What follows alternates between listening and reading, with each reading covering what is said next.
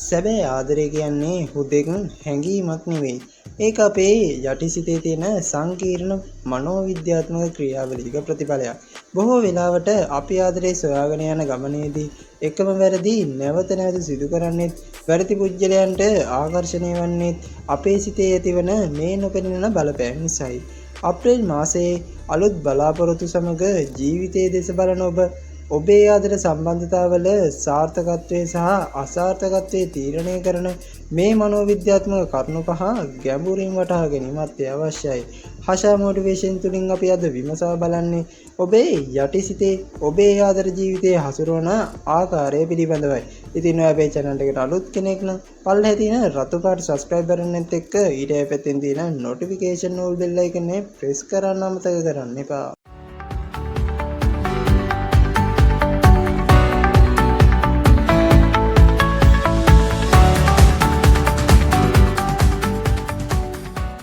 මම මේ වීඩියෝ එක කතා කරන පළවෙනි කාරණාව තමයි the repetition completion කියන්නේ. මනෝවිද්‍යාවේදී repetition completion ලෙස හඳුන්වන්නේ පුජ්‍යලිකු තමන්ට අතීතයේදී ලැබුණු වේදනාකාරී අත්දැකීමක් වර්තමානයේ තුල නැවත නිර්මාණය කරමින් එය ජය ගැනීමට උත්සාහ කිරීමේ ස්වභාවයයි.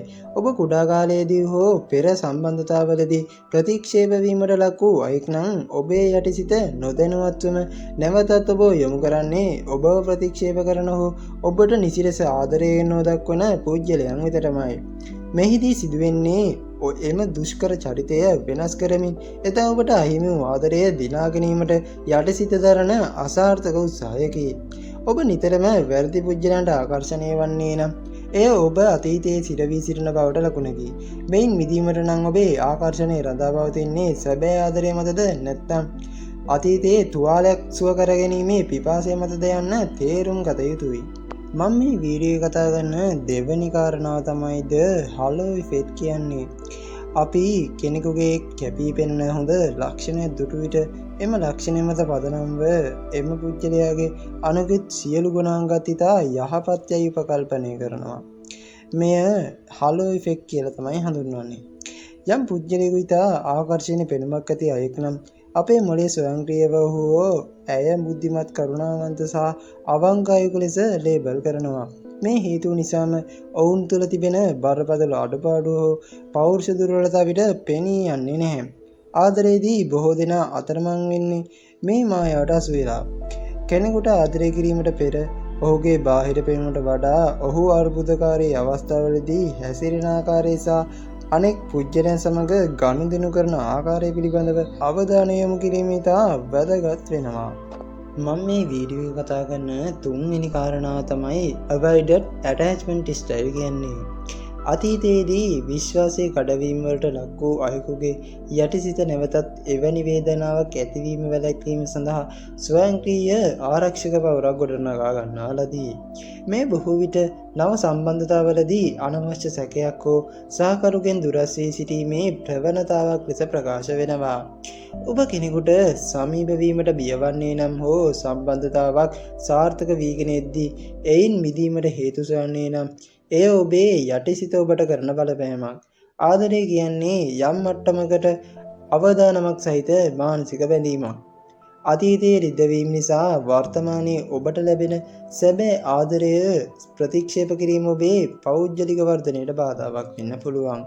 සැබෑ සුවය ලැබෙන්නේ අතීතය වර්තමානයෙන් වෙන් කර හඳුනාගත්තොත් පමණයි. මම මේ වීඩියෝ කතා කරන හතරවෙනි කාරණාව තමයි the lack of self love and codependency කියන්නේ. බොහෝ දෙනෙක් සිතන්නේ ආදරය යනු තමන් තුළ ඇති හිස්බව පුරවා ගැනීමට තවත් කෙනෙකු සොයා ගැනීම කියයි. නමුත් මනෝවිද්‍යාත්මක සත්‍ය නම් තමන්ට ආදරය කිරීමටත් තමන්ගේ වටිනාකම තේරුම් ගැනීමටත් නොහැකි අයෙකුට තවත් කෙනෙකුගෙන් ලැබෙන ආදරය නිසිලෙස විඳ ගැනීමට නොහැකි වීමයි එයින් කියවෙන්නේ. ඔබ ඔබවම ප්‍රතික්ෂේප කරන්නේ නම් ඔබේ සහකරු කොතරම් ආදරය කළත් එය ඔබට ප්‍රමාණවත් නොවන බව දැනෙන්නට පටන් ගන්නවා. එවිට ඔබ සහකරු මත ඕනෑමට වඩා යැපෙන පුජ්‍යලෙකු බවට පත් වෙනවා. එය සම්බන්ධතාවයේ සම්බරතාවය විනාශ කරන්න හේතු වෙන්න පුළුවන්. ආදරේ සාර්ථක වීමට නම් ඔබ පළමුව ඔබේ අඩුපාඩු සහිතව ඔබටම ආදරය කිරීමට ඉගෙන ගන්න ඕනි. එවිටයි ඔබට නිරෝගී සම්බන්ධතාවයක් පවත්වා ගැනීමට අවශ්‍ය මානසික ශක්තිය ලැබෙන්නේ. ඔබේ වටිනාකම තීරණය කරන්න ඕනි ඔයා මිසක් ඔබ ඇසුරු කරන පුද්ගලයන් නොවේ. මම මේ වීඩියෝ කතා කරන පස්වෙනි කාරණාව තමයි the illusion of transparency කියන්නේ. සම්බන්ධතාවල පවතින ගැටලු බොහොමයකට මුල් වෙන්නේ මම හිතන දේ එයාට තේරෙන්න ඕනේ කියන වැරදි මනෝවිද්‍යාත්මක මතය නිසායි. අපේ හිතේ පවතින හැඟීම් සහ බලාපොරොත්තු අපිට හරිම පැහැදිලි නිසා ඒවා අනිත් අයටත් ඒ විදිහටම පේනවා ඇති කියලා අපි වැරදියට හිතනවා. මෙය illusion of transparency ලෙස හඳුන්වනවා.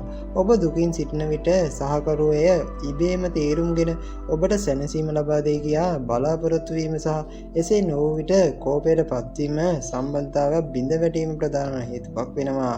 මනෝවිද්‍යාත්මකව නිරෝගී සම්බන්ධතාවයක පදනම වෙන්නේ විවෘත සංවේදනයයි. ඔබේ අවශ්‍යතා, බිය සහ බලාපොරොත්තු පැහැදිලිව වචනයෙන් ප්‍රකාශ කිරීම තුළින් අනවශ්‍ය ගැටලු රැසක් වළක්වා ගන්න පුළුවන්.